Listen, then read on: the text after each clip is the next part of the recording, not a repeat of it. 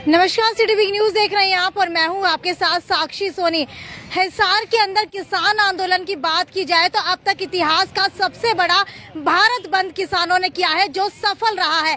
लेकिन आपको बता देते हैं कि इस सफल भारत बंद के बाद लगभग 100 किसानों के ऊपर केस दर्ज करवा दिया गया है और उसके बाद कहीं ना कहीं किसान जो है अपनी आगे की रणनीति तैयार करते हुए दिखाई दे रहे हैं। इसके अलावा हिसार के अंदर जो सिटी थाने के एसएचओ कप्तान सिंह है, कहीं ना कहीं उनको क्लीन चिट दे दी गई है। हालांकि किसान पहले से ही विरोध प्रदर्शन कर रहे थे कि उनको क्लीन चिट कैसे मिल गई, उनका ट्रांसफर होना चाहिए था। इसी मुद्दे को लेकर के यहाँ पर मेरे साथ कई किसान मौजूद है, इनसे जानने की कोशिश करते हैं। सबसे पहले शमशेर जी, आपसे जानना चाहूंगी कि हिसार के अंदर आप लोग सिटी थाने के एसएचओ कप्तान सिंह की बदली की मांग कर रहे थे, लेकिन अब उनको क्लीन चिट दे दी गई है। क्या लगता है कहीं ना कहीं जो है डीआईजी और डीएसपी जिनको मामले की जांच सौंपी गई थी, दोनों मिली भगत से वहां पर क्लीन चिट दी गई है? देखो जी, हमने 2 बार मिले हैं, दोनों बार आईजी साहब की तरफ से संतोषजनक जवाब मिला और उससे हम संतुष्ट भी हुए। पहली बार इंक्वायरी करके उनकी बदली कर दी गई और हमने सुना कप्तान सिंह की बदली होगी। मखा भाई ठीक हो गया, रांद कटी। दोबारा फिर नहीं बोले उरे हंडस है। 4 दिन पहले फिर हमारा प्रतिनिधि मंडल किसानों का आईजी साहब से मिला और बड़े अधिकारी से जांच करवाने की हमने प्रार्थना पत्र दिया। भाई निष्पक्ष ढंग से बड़ा अधिकारी जांच करे। उसका क्या रिजल्ट आया है इस बात का मुझे अब तक पता नहीं। वैसे जो कप्तान सिंह इंस्पेक्टर के साथ जो है झगड़ा, वो मनोज राठी के साथ हुआ था और वो मान आई हॉस्पिटल का और वो बच्चा पार्थ जिसकी डेथ हो गई थी और उसका रोड़ा था वो। ठीक है, मुझे ये बताइए कि मनोज राठी किसानों को सपोर्ट करते हैं, क्या किसान मनोज राठी को सपोर्ट करते हैं? उसकी मनोज राठी की सपोर्ट में तो हम गए ही थे। आईजी साहब के पास मनोज राठी का पक्ष लेकर के हम 2 बार आईजी साहब से मिले हैं और बहुत कड़ी प्रतिक्रिया दी है मीडिया के माध्यम से भी और सोशल मीडिया के माध्यम से। जबकि मनोज राठी का जो झगड़ा था वो मान हॉस्पिटल को और पार्थ की मौत को लेकर के था, उसमें किसानों का कोई लेना देना नहीं था। इसके साथ साथ मनोज राठी आम आदमी पार्टी का एक सक्रिय सदस्य है, किसानों के धरनों पर आ जाता है, किसानों के धरनों के ऊपर जो सहयोग की भूमिका में बैठता भी है। हम नैतिकता के तौर पर उसका सहयोग आपको क्या लगता है कि मनोज राठी जो है अपनी राजनीतिक भूमिका कहीं ना कहीं निभा रहे हैं या फिर कहीं ना कहीं अपना जो पॉलिटिकल करियर है वो किसानों के माध्यम से चमका रहे हैं? मैं ये नहीं कहूँगा, मैं ये कहता हूँ खुले तौर पर आम आदमी पार्टी का वर्कर है वो लड़का। यानी कि आप इनडायरेक्टली यही कह रहे हैं कि वो अपना पॉलिटिकल करियर चमकाने के लिए यहाँ आते हैं? इनडायरेक्टली नहीं कह रहा, मैं डायरेक्टली कह रहा हूँ। आम आदमी पार्टी का सक्रिय कार्य करता है, किसानों के आंदोलन में आकर के किसान का बेटा है, बैठ जाता है, हमारी सहयोग की भूमिका में बैठता। हम ये कैसे कहीं यहाँ से चले जाए? वो आम आदमी पार्टी का वर्कर है वो लड़का, खुल्लम खुल्ला है। वो कहता है मैं तो आम आदमी पार्टी का हूँ। हम तो हमारे किसानों के धरने के ऊपर लगातार हमारे पास आता रहा है। उसके साथ घटना घटी, हम उसके सहयोग के लिए हमारा संयुक्त किसान मोर्चा जिला हिसार 2 बार उसकी मदद के लिए गया। उसके साथ जो घटना घटी, उस घटनाक्रम का पता लगते ही हमने मीडिया के माध्यम से कड़ी प्रतिक्रिया दी। ठीक है, आप लोगों ने कहा था कि 27 तारीख को भारत बंद के दौरान किसी भी राजनीतिक व्यक्ति को कोई भी भाषण नहीं दिया जाएगा। अगर किसी को देना है तो वो साइड में अपना मंच लगा करके भाषण दे सकता है। लेकिन मनोज राठी भी कहीं ना कहीं भाषण देते हुए नजर आए, अलग अलग राजनीतिक लोग भी भाषण देते हुए नजर आए। तो हम क्या सोचे, कहीं ना कहीं किसान जो है राजनीतिक लोगों के आगे कम पड़ गए थे? नहीं, ऐसी बात नहीं। हमने बहन जी 27 के बंद के लिए नहीं कहा। हमारे संयुक्त मोर्चा ने पहले ऐलान कर रखा है, किसी राजनीतिक पार्टी के नेता को मंच साझा नहीं करने दिया जाएगा। इसके साथ साथ जो 27 तारीख का भारत बंद था, उसके अंदर उदार नीति से देश की जनता ने, देश की विभिन्न संस्थाओं ने, बहुत सारे कर्मचारी संगठनों ने, जैसे रोडवेज यूनियन है, कर्मचारी संगठन है, रिटायर्ड कर्मचारी संगठन है, ग्रामीण चौकीदार हैं, ग्रामीण सफाई कर्मचारी हैं, शहरी सफाई कर्मचारी है, हमारी आपकी बार एसोसिएशन है, ऑटो मार्केट एसोसिएशन है, आड़ती मंडी एसोसिएशन है, भिन्न भिन्न बाजारों के जो कमेटियों के प्रधान हैं, बहुत सारी सैकड़ों संस्थाओं ने उसके साथ साथ जो मौजूदा सूबों के अंदर मौजूदा सरकार के सामने विपक्ष के अंदर पार्टियां बैठी हुई हैं, उन्होंने भी 27 तारीख के बंद में बगैर किसी दबाव के और बगैर किसी शर्त के बराबर में बैठ करके किसान संयुक्त मोर्चा के भारत बंद के का पूरा खुला समर्थन देने का काम किया। ऐसी बात में हम ये कैसे कह सकते हैं यहाँ क्यों आए, यहाँ क्यों नहीं बोलते, जैसा जहाँ पर बोलता इसी प्रकार बोलते गए। ठीक है बुरा जी एक बार ये छोड़ दीजिए, मुझे ये बताइए कि आपको क्या लगा कि व्यापारियों की तरफ से हिसार के अंदर भारत बंद के अंदर कितना समर्थन मिला आप लोगों को? हमें इस प्रदेश और इस देश की हर वर्ग का साथ मिला है, व्यापारी हो, रिक्शा वाला हो, रेडियो वाला हो, ऑटो हो, रिटायर्ड कर्मचारी हो, वर्तमान कर्मचारी हो, ऐसा कोई वर्ग नहीं जिसने 27 तारीख के हिंदुस्तान बंद के अंदर किसानों का सहयोग ठीक है, किया हो। आप पूरे 100% कॉन्फिडेंस के साथ कह रहे हैं कि व्यापारियों ने आपका सहयोग किया, लेकिन सारी कवरेज मैंने की, सारी रिपोर्ट मेरे पास है, वीडियो के साथ प्रूफ है कि आपके जाते ही सभी व्यापारियों ने सारी दुकानें खोल ली। तो लगता है कहीं न कहीं व्यापारी सिर्फ अपने बारे में ही सोच रहे थे। देखो व्यापारियों ने कहा हमारी अपनी मजबूरी है, हम जब आगे थे बंद करवा रहे थे, नंबरदार जी के नेतृत्व में एक बहुत बड़ा काफिला, उसके पीछे आरएसएस के गुंडे जा रहे थे। अगर आपने दुकान नहीं खोली तो हम दुकान को आग लगा देंगे, ये भी चेतावनी है, ये भी सबूत हमारे पास है, वक्त आएगा हम देंगे। ठीक है, क्या ये किसकी तरफ से आपको पता चला कि आरएसएस के लोगों ने कहा व्यापारियों को कि अगर आप लोगों ने दुकानें नहीं खोली तो आग लगा देंगे? हमें व्यापारियों ने कहा, हमने दोबारा से गए कि भाई हमें रिपोर्ट दी, आपने रिपोर्ट दी थी वहाँ कि व्यापारियों ने दुकानें खोल ली। हमने कहा मेरे भाई आपने ही तो बंद करी थी, बोला जी हमें धमकियाँ दी जा रही है, आपकी दुकानों को आग लगा दी जाएगी, या तो आप देख लेंगे हम आपको। तो जी गुंडा आ गए तो देश ड्रेस है, ये मोदी आ गए सारा देश नचा दिया, ईब रात खा लीजिए किसानी आगे ईब से भी फोड़े से किसाना ने, नहीं तो पहले रेल बेची, जहाज बेची और आपकी मोटर बेची, स्कूल बेचे, अनछोड़ा के पर मालिक खुद जमीन का नहीं हाथ करा जी गप जी, मतलब जो नशे पे फोड़ करे जिस तरह ऊँट के फोड़ा सा और फिर उसका नाश जैसा घाल और जो है ना वो ना टूटे से सारा ऐसा सीधा हो जाए, सीधी लाइन में हड़ चलाओ से फिर आगे सेबे फोड़ दिए। ठीक है, कहीं ना कहीं अनाज मंडी बंद रखने का भी आह्वान किया गया था, लेकिन अनाज मंडी में भी एक दो आड़ती जो है अपनी दुकान खोल करके बैठे थे। एक दो आड़ती मैं तो बोली हुई उस दिन शाम ने 4 बजे तक बंद है, 5 बजे दोबारा से बोली होती है, 5 बजे वाली भी बोली नहीं हुई। और एक दो तो उनका वो बीजेपी के प्रधान बनने से मंडी के अंदर वो जेल में है, पहले मारा चने कम तुलाने में और कुछ करने में उसको जेल भिजवा रहा। क्या वो दुकान भाई हमें देखे 302 तो लगवा को नहीं 307 लगवा। इस तरह कोई एक आधा पापी आदमी पाप करे तो करी जागा मारा के लिए। देश के अंदर भगत सिंह को फांसी देने वाले इसी पंजाब के लोग थे जिन्होंने गवाही दी थी, और इसी पंजाब के अंदर वो पंजाबी थे जिन्होंने गवाही, क्योंकि अंग्रेज तो बड़े चालाक थे कि पंजाब का होना चाहिए भगत सिंह को फांसी देने, और पंजाब के अंदर भी पंजाबी होना चाहिए, और उन लोगों की गवाही से उसको फांसी तोड़ी गई थी।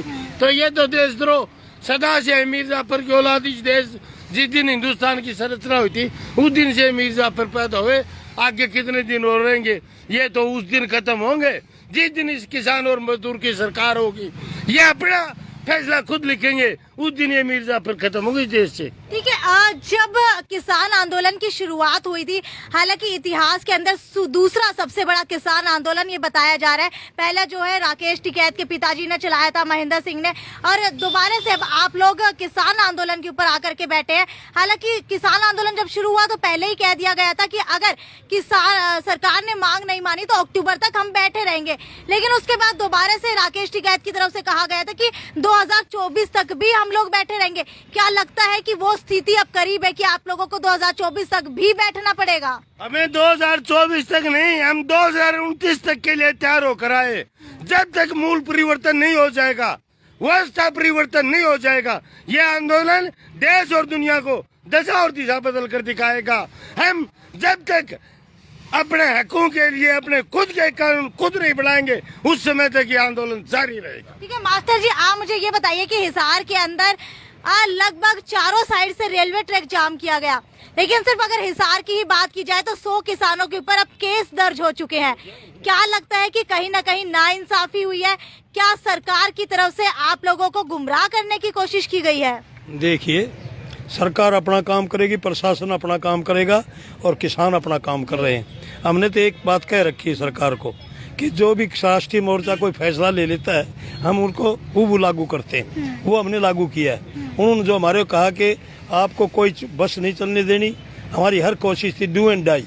जब लड़ाई लड़ी जाती है उसमें डू और डाई का सवाल होता है, वो हम मन में सोच के लड़े थे। इसलिए हम ये कहना चाहते हैं कि कई बार जो भ्रमित करने की कोशिश की जाती है गोदी मीडिया के माध्यम से या सोशल मीडिया के माध्यम से, तो वो ये कोशिश करते हैं कि हम इनको राजनीति के अंदर उलझा दें, जबकि आज तक हमारे को तंगी राजनीति ने किया है। ठीक है, मुझे ये बताइए कि अभय सिंह चौटाला पहले ऐसे विधायक थे जिन्होंने किसानों के हक के अंदर इस्तीफा दिया था। हालांकि अब ऐलनाबाद चुनाव की घोषणा हो चुकी है, तो क्या लगता है कि अगर अभय सिंह चौटाला दोबारा से खड़े होते हैं चुनाव लड़ने के लिए, तो किसानों का क्या उनको समर्थन मिलेगा? देखिए, आप अभय सिंह का दादाजी भी को भी हमने 85 सीटें दिवाई थी 90 में से, उसकी क्या हालत है? क्या वो 5 साल पूरे कर पाया?